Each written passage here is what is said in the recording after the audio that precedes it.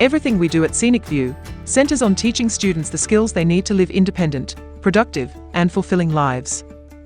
Whether it's teaching them to fold laundry, clean their living space, take public transportation, or have better social interactions, we face the challenging task of effectively teaching these skills in a way that the students will understand and be able to apply them on their own. As American psychiatrist William Glasser once said, effective teaching may be the hardest job there is. To help guide you as you teach the students, we have created the Direct Instruction Model. The Direct Instruction Model provides a template for how we teach students skills at Scenic View Academy. It consists of 5 stages: assess and adjust, task analysis, modeled practice, guided practice, and independent practice. These 5 build on each other in an iterative cycle of instruction, starting and ending with assess and adjust. In this video, we will go through each of the 5 stages and hopefully give you some tips and tools that will be useful for you as you work with the students to master the skills they will need for an independent, productive, and fulfilling life. Keep in mind that whether you are a staff member who works directly with student skill instruction or not, at Scenic View, we are all teachers. Everyone has some interaction with the students, and all of us are constantly modeling behaviors through those interactions. Therefore, understanding how to effectively help students learn is a pivotal part of everyone's job.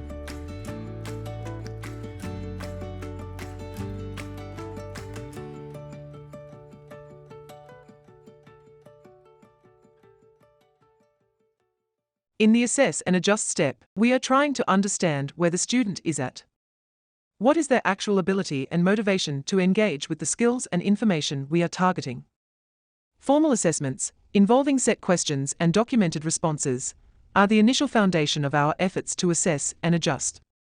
Some assessments may only take a minute or 2, while others may require a span of weeks, as we get to know the student and prepare an individualized plan for instruction. Formal assessments should always be recorded and shared in a way that the student's team can utilize the results throughout their time at Scenic View. While formal assessments are an essential part of the assessment process, sometimes the best assessments are informal in nature. These types of assessments are conducted without a set series of questions, and often in a more natural setting. Informal assessments could include giving a student a task to do and observing how they do it, or having a simple dialogue with the student to determine what they know and what their previous experience has been with the task or skill. For example, we could ask a student to walk me through how you brush your teeth, tell me what you usually eat for breakfast, or show me how you would enter your hours on the timesheet. Assessment gives us the opportunity to clearly identify and plan for any holes in the student's knowledge or abilities, and for any barriers that may cause the student to struggle in learning the skill. For instance, if we find the student resisting the skill we are trying to teach, it's important that we don't jump to interpret that resistance as a lack of desire or the student just being oppositional or difficult. Many of our students have had a lifetime of painful experiences trying to do some of the same skills we are asking them to do. Therefore, helping them to warm up to the skill or topic may take time and careful planning. In our strengths-based model, any skill deficits discovered during assessment should be talked about as opportunities for growth and things the student can and will learn to do with the teacher's help, rather than as a permanent weakness or personal flaw. One of the most valuable aspects of conducting assessments is the opportunity they provide to further develop our relationship with the student. The more a student trusts us and has a positive rapport with us, the more likely they will be to engage with the instruction, and the more likely it is that we will see an authentic version of them, their abilities, and their motivation, as it pertains to the skill they are trying to learn. As we delve into the other areas, remember that assessing where the student is and adjusting your teaching plans and methods accordingly will be an ongoing process. Although it is the start and the end of the direct instruction model, feel free to jump to it at any point when the need arises.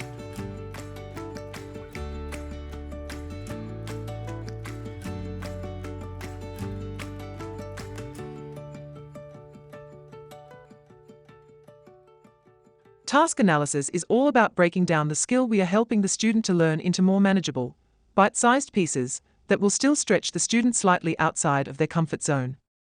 The desired task or skill is broken into smaller discrete steps, which are then organized and ordered so as to create a chain of steps that will culminate with mastery of the entire objective. In this kind of task chain, the completion of each step serves as a cue to begin the next step. In the task of hand washing, for example, rubbing soap on the hands naturally becomes the cue to rinse it off. Alternatively, a task can be divided into short chunks of time, so, for example, a 20-minute activity may be broken into 5 4-minute segments. In all cases, we are looking to create an optimal challenge for the student that will help them to stay motivated and keep progressing, even when working on hard things. Ideally, the assessment that was done with the student will provide the basis for breaking down the skill and for selecting the first step to teach. As we assess one student, we may determine that they have already mastered most of the steps involved in a given skill, and that therefore they will only need to work on the very highest or broadest level pieces. On the other hand, another student in the same class may have had very little experience with the skill, and thus may need things to be broken down into a multitude of very small steps in order for them to succeed. This kind of individualization is a critical part of adapting to the needs and abilities of each student in a strengths-based, person-centered environment. Working on the right-sized pieces, in the right order, is likely to increase the student's confidence and motivation and decrease the amount of resistance or frustration. This is why it's important for us to continue to assess the student as we develop our task analysis so that instruction is always aligned with where they are at any given time and adjustments can be made accordingly. Finally, effective use of task analysis can be an invaluable aid in empowering the student to make and follow personal success systems. Helping the student break things down into pieces is important not only for initial task instruction, but can also serve as a guide for them to follow for the rest of their lives. Having a personalized list of ordered steps makes it much easier to organize and habitualize the new skills involved in a task, and to know how and when to utilize each piece to achieve the desired result. As the steps are mastered and memorized, the system becomes a powerful tool that can be transferred to new contexts and applied at any point necessary in the ongoing process of achieving independence.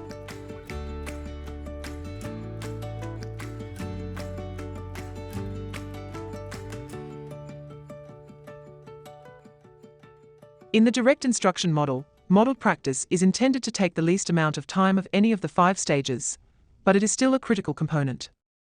Modeled practice is known as the I-do stage of direct instruction. It's where we as teachers explain and demonstrate the skill we are trying to teach. Modeled practice provides a clear reference point that the students can come back to as they begin to practice the skill in guided and independent practice activities. There are many ways to provide modeled practice, including performing the skill ourselves, inviting a skilled guest to demonstrate for us, or even just showing a video of the skill being performed. Modeled practice helps the student to visually experience each task analyzed step as a complete whole and gives them a context for the overall instructional objective and its purpose. As you go through your modeled practice, don't forget to reference each of the steps from your task analysis. As with the other areas, it's important to remember that modeled practice isn't a one-time occurrence, but may need to be provided multiple times for the student to begin to feel comfortable performing the skill. Modeled practice can be even more effective if a handout, visual aid, or video model is provided to the students to take with them and utilize for future independent practice.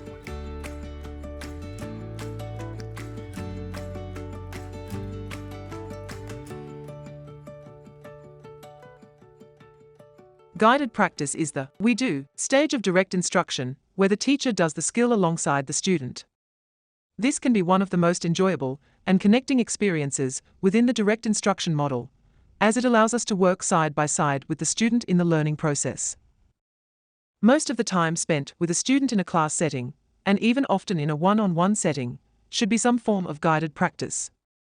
Sometimes guided practice will consist of doing the skill right alongside the student, but more often it looks like asking the student to perform a given step or skill, while being physically present to act as a resource if the student needs prompting, tips, encouragement, or assistance in order to succeed.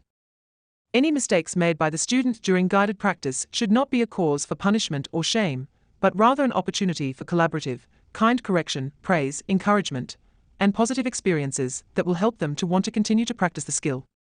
Along these lines, guided practice is a key opportunity for assessing student comprehension and adjusting the task analysis to ensure the right size steps, whether that is breaking the task down even further, or chunking steps into larger pieces to accelerate learning and instruction. If the student becomes discouraged or bored, if they shut down or melt down, Or if they start showing resistance or defiance, it's time to make adjustments to the size, complexity, or speed of the task. It's also time to pause the process and re-engage with the student through positive interactions and perhaps even additional modeling. Working together on the skill or task helps the student to feel more confident and supported, and allows the teacher to maximize positive interactions and rapport building. It is important to be patient with the process and to let the student progress at their own top speed, whatever that is, during guided practice. It is also critical to reinforce all of the efforts that the student makes and all the steps that they complete with an appropriate reward. That may be praise, tokens, breaks, or whatever the student finds enjoyable. As we champion the student, deepen our professional relationship, and encourage and celebrate their progress during the guided practice stage, we will help the student want to continue engaging with the instruction, regardless of how long it takes to master the skills involved in the targeted outcome.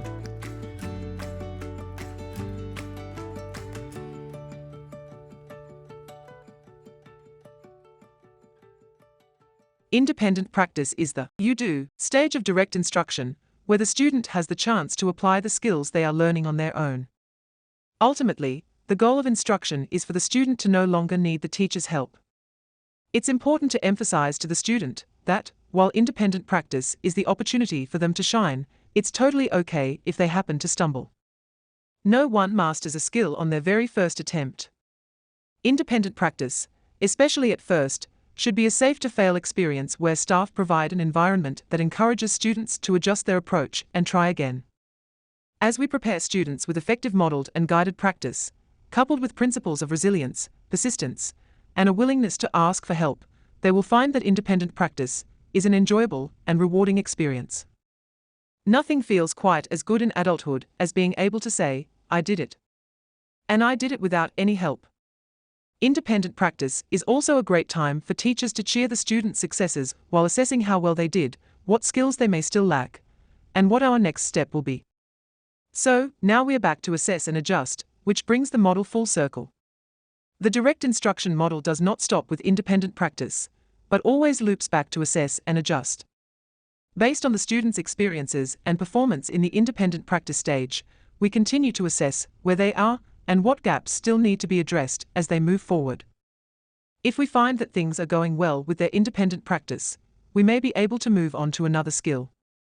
However, if the student is struggling to successfully demonstrate task performance during their independent practice, this can guide us in adjusting our approach moving forward.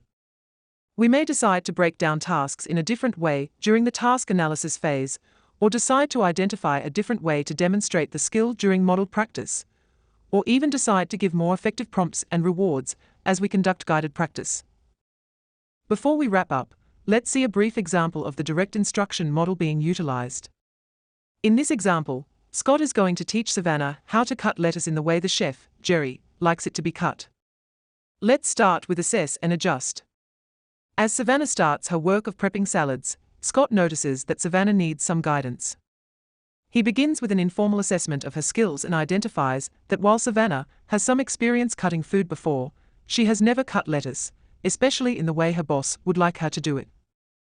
In the task analysis phase, Scott identifies the key steps of cutting lettuce. 1. Cut off the tops of the lettuce. 2. Slice the lettuce several times from end to end. 3. Cut off the ends of the lettuce. 4. Discard the unused portions. Finally, slide the remaining lettuce into the sink. Using model practice, Scott walks through each step of the task analysis as Savannah watches. He wants the lettuce to be even, and then sometimes the top of the lettuce will get some bad stuff. Okay, perfect. And so we'll do that. That's part of the reason work. And then we'll take the knife, put the knife in, and we'll pull. Okay. Put the knife in, we'll pull, and put the knife in, we'll pull. Now, the reason he has that, doesn't have us do that, is now there's 3 different areas where this has been cut. So when we chop it up into smaller pieces, they'll be smaller instead of something big and long like this. Right? And so we'll hang on to it. The reason we're hanging on to it is that way it keeps it nice and tight. And he wants about an inch to maybe a couple inches to chop. And then when we get down to the end, we don't want this, so we'll throw that away. We'll take the rest of this and we'll dump it in there. How does that sound? Next, in the guided practice step, Scott then gives Savannah the opportunity to cut the lettuce, providing guidance and prompts as needed. Finally, Savannah is given the opportunity to do it on her own. Scott checks in from time to continue to assess Savannah's abilities. He'll hop in if she needs further support, but otherwise, he entrusts her to do the task independently. He'll then move on to another skill that Savannah needs in order to continue to improve in her job. Using direct instruction, students and teachers are better able to remain engaged and progressing because the work is neither too difficult nor too easy, and the learning objectives and next steps are clearly defined. Remember, direct instruction is the fundamental tool that Scenic View utilizes to empower student skill growth. Ultimately, it's pivotal to how we empower lives of independence.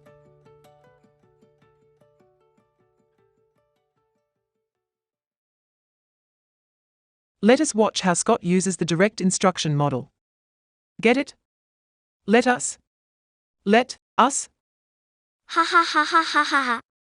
I'm laughing my head off. You cut me up.